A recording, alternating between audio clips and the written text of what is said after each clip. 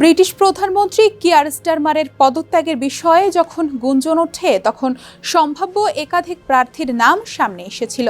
বলা হচ্ছিল তারা ক্ষমতাসীন দল লেবার পার্টির পরবর্তী নেতা বাছাইয়ের লড়াইয়ে অংশ নেবেন।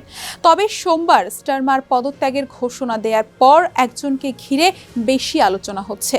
যুক্তরাজ্যের সম্ভাব্য প্রধানমন্ত্রী হিসেবে আলোচনায় আসা এই রাজনীতিবিদের নাম অ্যান্ডি বার্নহাম। কিছুদিন আগেও তিনি গ্রেটার ম্যানচেস্টারের মেয়র ছিলেন।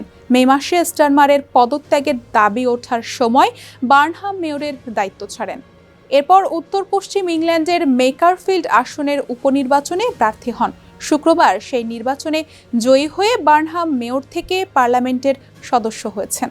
রয়টার্সের তথ্য অনুযায়ী ৫৬ বছর বয়সী বার্নহাম ২০০৭ থেকে ২০১০ সাল পর্যন্ত তৎকালীন লেবার প্রধানমন্ত্রী গর্ডন ব্রাউনের সরকারের একাধিক মন্ত্রণালয় সামলেছেন। পরে দুইবার লেবার পার্টির নেতৃত্বের জন্য প্রতিদ্বন্দ্বিতা করেন।